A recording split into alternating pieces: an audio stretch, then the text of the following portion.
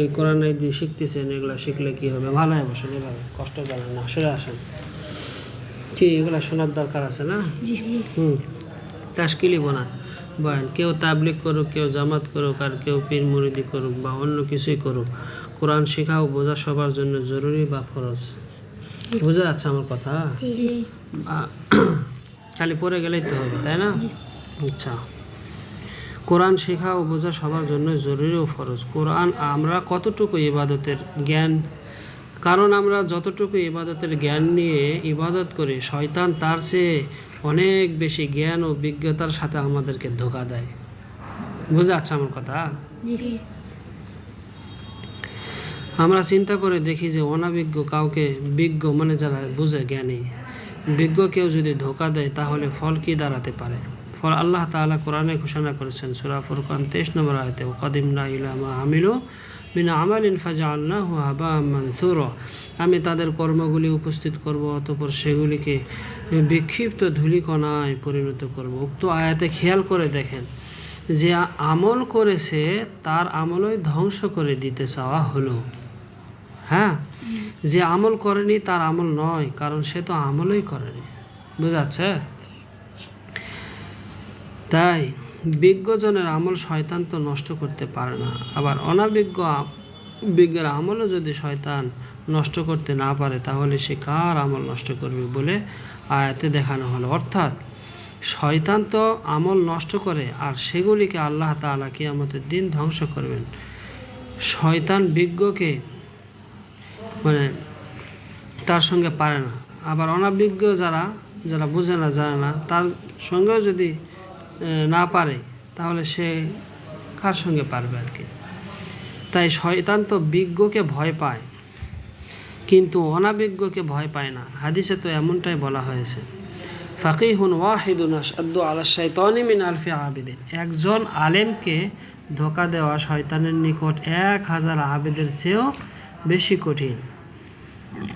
তাই শয়তান যদি বিজ্ঞদের সঙ্গে না পারে, আবার অনাবিজ্ঞর সঙ্গে যদি না পারে, তাহলে সে কার সঙ্গে পারবে? সূরা বনী ইসরাইল আল্লাহ তাআলা বলেন, ওমান কানা ফি হাযিহি আমা ফাহুয়া ফিল আখিরাতি আমা ওয়া আদাল্লু সাবিলা। যে ইহলোকে অন্ধ, সে পরলোকে অন্ধ এবং অভিজ্ঞ পথভ্রষ্ট। এই দুনিয়াতে যারা অন্ধ, মানে কোরআন হাদিস পড়ে না, বোঝে না, তাদেরকে অন্ধ বলা হয়েছে। চিন্তা করে দেখেন, নামাজি আমলদার হাসরের মাঠে অন্ধ হয়ে উঠবে। সে দুনিয়াতে অন্ধ হয়ে থাকার কারণে মানুষ কি করে ভাবে যে অন্ধকে আল্লাহ তাআলা জান্নাত দিবে? কেউ রোদে গরমে ভিতরে মানে কষ্ট করে আসলে তাকে জিজ্ঞাসা করে জানতে হয় না যে সে পরিশ্রম করে উঠে আসলো কিনা, বরং চেহারা সুরতে অক্লান্ত পরিশ্রমের ছাপ থাকে। এমনইভাবে অনেক আমলদার হাসরের মাঠে অক্লান্ত পরিশ্রমী চেহারা নিয়ে উঠবে, কিন্তু সরাসরি তাদের জন্য জাহান্নামের অর্ডার হবে। সূরা গাশিয়া 3 নম্বর এবং 4 নম্বর আয়াতে আল্লাহ বলেন, আমিলাতুন নাসিবা তাসলা নারান হামিয়া। অক্লান্ত পরিশ্রমী, তারা প্রবেশ করবে জ্বলন্ত আগুনে। তাই কোন সময় আউযুবিল্লাহ বলা বিধান রয়েছে? ওযু, নামাজ, রোজা, হজ ইত্যাদি? উত্তর না, বরং শুধু কোরআন পাঠে। ফাকরা, এখানে বলা হয়েছে, ফাইদা করাতাল কোরআন ফাস্তাইজ বিল্লাহি মিনাশ শাইতানির রাজিম। সূরা নাহাল 58 নম্বর আয়াতে আল্লাহ বলেছেন, যখন তুমি কোরআন পাঠ করবে, তখন অভিশপ্ত শয়তান হতে আল্লাহর আশ্রয় গ্রহণ করবে। শয়তান কি তাহলে কোরআন পাঠেই ধোঁকা দেয়? অন্য কোথায় ধোঁকা দেয় না? শয়তান কি তাহলে কোরআন পাঠেই ধোঁকা দেয়, অন্য কোথায় ধোঁকা দেয় না? বিষয়টি ভালো করে বোঝার জন্য এর আগে একটি জিনিস জানতে হবে, শয়তান আল্লাহ তাআলার কাছ থেকে বিতাড়িত হওয়ার সময় কি অঙ্গীকার করে এসেছিল? উত্তর, সে মানুষকে হেদায়েত থেকে দূরে রাখা বা বঞ্চিত করবে, সেটাকে পথভ্রষ্টতা বলা হয়। এই বিষয়ে তার ভাষাটা ছিল এরকম, সূরা সাদ 82 নম্বর আয়াতে বলেন, ক্বালা ফাবিইজ্জাতিকা লাউগবিয়ান্নাহুম আজমাইন। অর্থ, সে বলল, আপনার ক্ষমতার শপথ, আমি তাদের সবাইকে পথভ্রষ্ট করব। অতএব মানুষকে হেদায়েত থেকে দূরে রাখাই যদি তার অঙ্গীকার হয়, তাহলে যেটা সেটা থেকেই তো সে মানুষকে দূরে রাখার আপ্রাণ চেষ্টা করবে, ঠিক কিনা? তার অঙ্গীকার হলো লাউগুবিয়ান্নাহুম আজমাইন, আমি তাদের সবাইকে পথভ্রষ্ট করব। সে অঙ্গীকার করে এসে দুনিয়াতে তার অঙ্গীকার পূরণের জন্য সবার আগে সে কৌশলটা করতেছে, তা হলো শেষ কিতাব বাদ দিয়ে পূর্ববর্তী সকল কিতাবকেই সেই নষ্ট করে দিয়েছে। আর শেষ কিতাবটা আল্লাহ তাআলার হেফাজতের দায়িত্ব নেওয়ার কারণে এই কিতাবকে আর নষ্ট করতে পারেনি। এখন প্রশ্ন হলো যে হেদায়েত কোনটা? উত্তর, আল্লাহ তাআলা সূরা বাকারার প্রথম পৃষ্ঠায় পরিষ্কারভাবে হেদায়েত চিনে দিয়েছেন। বলা হয়েছে হুদা, অর্থাৎ এই কোরআনই হলো হেদায়েত। সুবহানাল্লাহ। হেদায়েত কি আমরা জানতে পারলাম? এই কোরআন যদি হেদায়েত হয় তাহলে এই কোরআন থেকেই তো সে মানুষকে দূরে রাখার চেষ্টা করবে, ঠিক কিনা? যদি এটাই তার অঙ্গীকার হয়ে থাকে। এখন প্রশ্ন হলো যে এই কোরআন কার জন্য হেদায়েত? এই কোরআনটা কার জন্য হেদায়েত বলেন তো? উত্তর, সেটিও আল্লাহ তাআলা সূরা বাকারার প্রথম পৃষ্ঠায় জেনে দিয়েছেন, অর্থাৎ এই কোরআন হলো আমলকারীর জন্য হেদায়েত। সুবহানাল্লাহ। যারা আমল করে তথা যারা তাকওয়া অবলম্বন করে, ঈমান আনে, নামাজ পড়ে, যাকাত দেয়, আখিরাতের প্রতি দৃঢ়চিত্ত ইত্যাদি আমল করে, এইসব ব্যাখ্যা নয়, বরং কোরআন খুললে এইসব অর্থেই পেয়ে যাবেন। এখন বলেন তো, কোরআন যদি আমলকারীর জন্য হেদায়েত হয় তাহলে শয়তান তো আমলকারীকে এই কোরআন থেকে দূরে রাখার চেষ্টা করবে, যদি এটাই তার অঙ্গীকার হয়ে থাকে। এখন বলেন তো, কোরআন কার জন্য হেদায়েত? যে সে যদি কোরআন থেকে দূরে থাকে তাহলে তার হেদায়েত পাওয়াটা কতটা অসম্ভব।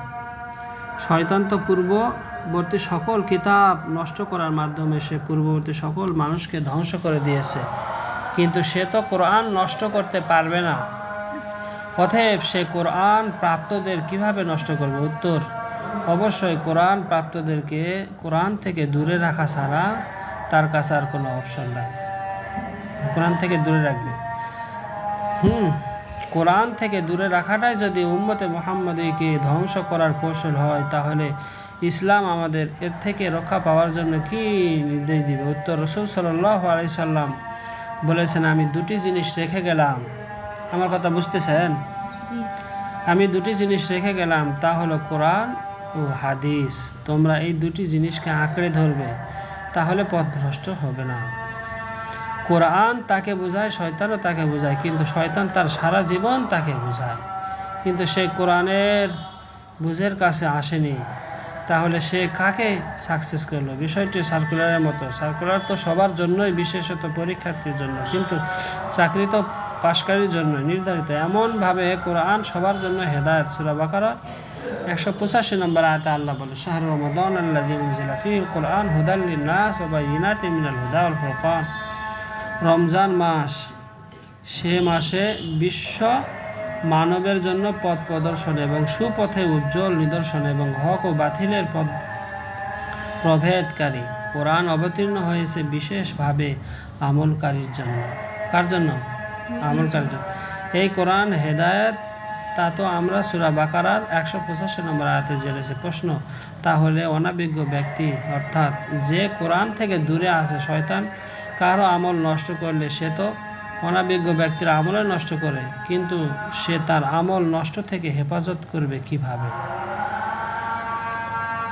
উত্তর, সে কোরআন থেকে দূরে থেকে অনাবিজ্ঞ হয়েছিল, তাই শয়তান তার আমল নষ্ট করে দেওয়ার সুযোগ পেয়েছিল। কিন্তু সে কোরআনের কাছে ভিড়ে বিজ্ঞ হয়ে আমল করলে তো শয়তান তার আমল নষ্ট করতে পারবে না।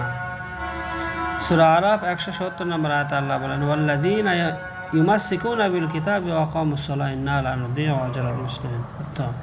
যারা আল্লাহর কিতাবকে দৃঢ়ভাবে ধারণ করে এবং সালাত কায়েম করে, আমি তো সৎ কর্মশীলদের কর্মফল নষ্ট করি না। সূরা ফুরকান 23 নম্বর আয়াতে আল্লাহ বলেন, হ্যাঁ, আমলকারী আমল নষ্ট করে দিতে চাওয়া হয়েছিল, কিন্তু এই ধরনের আমলকারী আমলকে নষ্ট করা হবে না। সূরা কাহাফ 30 নম্বর আয়াতে আল্লাহ বলেন, ইন্নাল্লাযীনা আমানু ওয়া আমিলুস সালিহাতি ইন্না লা নুদিউ আজরা মান আহসানা আমালা। যারা বিশ্বাস করে এবং সৎ কাজ করে আমি তাদের পুরস্কৃত করি। যে সৎ কাজ করে আমি তাদের কর্মফল নষ্ট করি না। এখন প্রশ্ন হলো, শয়তান তার অঙ্গীকার পূরণের সাকসেস হয়েছে কি? উত্তর, কতটুকু সে এটাতে সাকসেস হয়েছে এই ব্যাপারে আমরা ধারণা হলো যে সে 99% আমলদারদেরকে কোরআন থেকে দূরে সরে রেখেছে। ঠিক কিনা? যারা আমল করে তাদের দেখেন অনেক মানুষ করতে পারে পান। তো একজন আমলদারের কাছে আমল গুরুত্ব পেলেও কোরআন গুরুত্ব পায় না। একজন আমলদারের কাছে আমল অনেক গুরুত্ব পেলেও কোরআন একটু গুরুত্ব পায় না।